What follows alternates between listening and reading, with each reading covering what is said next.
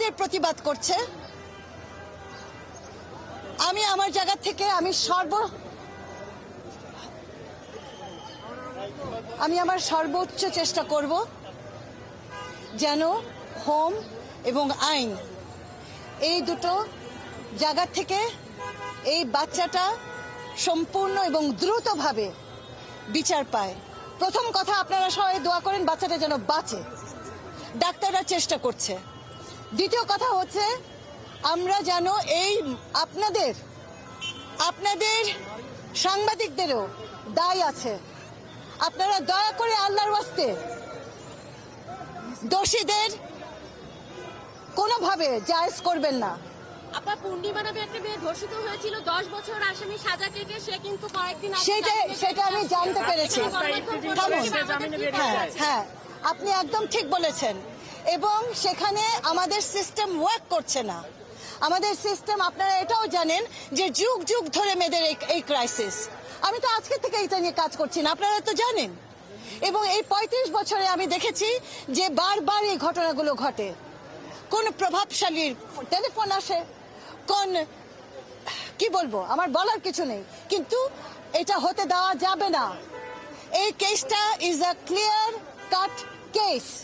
এখানে এভিডেন্স আছে, ঘটনার প্রমাণ আছে, এবং এটাকে কিছুতেই আমরা হাতছাড়া হতে দেব না। এবং প্রথম কথা হচ্ছে যে আইনের আওতায় আনতে হবে, এবং তাদেরকে অ্যারেস্ট করা হয়েছে, কোনোভাবেই যেন তারা ছাড়া না পায় সেটা আমিও নজরদারি রাখবো, আপনাদেরকেও বলবো নজরদারি রাখতে। এবং দয়া করে আপনারা জার্নালিস্টরা প্লিজ, আপনারা অনেক কিছু করেন ভালো, আপনারা অনেক কিছু করেন যেটা দেশের মঙ্গল, কিন্তু আপনারা অনেক কিছু করেন যেটা ক্ষতিও হয়। এবং সেই জায়গাটা থেকে আমি আপনাদেরকে অনুরোধ করব, যার বিরুদ্ধে অ্যালিগেশন এসছে, প্রমাণ নেই, অ্যালিগেশন এসছে, তাকে নিয়েও বাড়াবাড়ি জার্নালিজম করবেন না।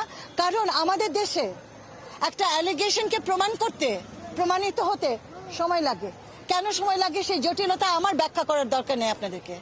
কিন্তু অনেক সময় আপনাদের জার্নালিজমের জটিলতায় সেই মানুষটাকে কিন্তু আমরা আর ধরতে পারি না।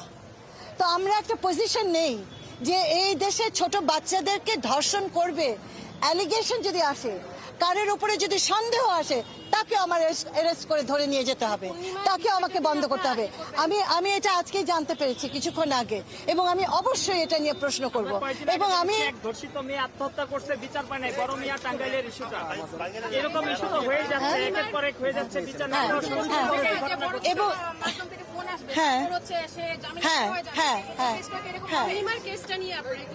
না, আমি একেবারে একমত তোমাদের সাথে তো আমার দ্বিমত হওয়ার কোনো সুযোগ নেই। পূর্ণিমার কেসটা কেন এরকম হলো আমি এখনো জানি না কেনটা। আমি নিশ্চয়ই প্রশ্নটা করব আমার স্বরাষ্ট্র মন্ত্রণালয় এবং আমার আইন মন্ত্রণালয়ের কাছে, এবং তারা নিশ্চয়ই দেখবে এটা কোন ফাঁক করে, এই যে ফাঁক ফোক্কর বলে একটা জিনিস আছে, এই ফাঁক ফোক্করটাকে আমাদের বন্ধ করতে হবে। এবং এটা কেন হলো, কি করে হলো, নিশ্চয়ই আমরা খবর নেব। ইতিমধ্যে এই কেসটাকে আমরা হাতছাড়া হতে দেব না। এই কেসটা চলতে চলতে আমরা এটাকে ফাস্ট ট্র্যাক অবশ্যই করব। আমরা খুব অল্প সময়ের ভেতরে, যেহেতু এটা খুব স্ট্রেট কাট একটা কেস, আমরা অল্প সময়ের ভেতরেই চাইবো যে এটা ক্লোজড হয়ে যাক। আচ্ছা, এটা গেল একটা। আর আরেকটা জিনিস, আজকে আপনারা জানেন আন্তর্জাতিক নারী দিবস। আমি খুব কষ্টের সাথে বলছি, বছরের পর বছর আন্তর্জাতিক নারী দিবস আসে, নারী দিবস চলে যায়। আমরা এই দিবসে অনেক জল্পনা কল্পনা করি, ভাবাভাবি করি, কিন্তু আমার দেশের মেয়েদের অবস্থা পরিবর্তন হয় না। আমাদের শিশুদের জন্য আমরা একটা সুন্দর পরিবেশ দিতে পারি না। কিন্তু এই আন্দোলনটা জুলাই আন্দোলনের মতোই এতই বড় একটা আন্দোলন, কারণ আমার রন্ধ্রে রন্ধ্রে এটা ঘটে যাচ্ছে। শ্বশুর করছে বউকে, ভাইয়ের বউ করছে শালিকে, বউয়ের হাজবেন্ড করছে শালিকে। এই সমস্ত জায়গা সমাজের সামনে আসতে দেরি হয়, এবং এগুলো বিচারের আলো পায় না, এগুলো লুকিয়ে যায়।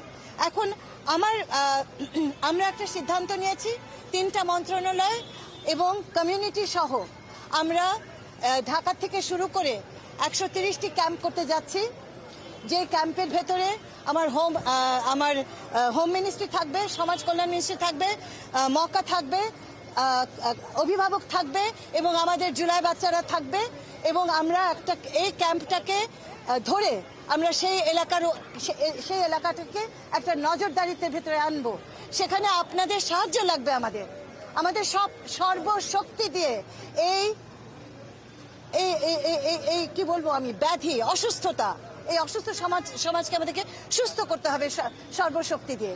এবং এই কমিউনিটি নজরদারিত্বের মধ্যে দিয়ে আমরা মনে করি যে আমাদের হোমও ভালো কাজ করতে পারবে, যেভাবে করছে তারা তথ্য সমৃদ্ধ হবে এবং আমরা কমিউনিটি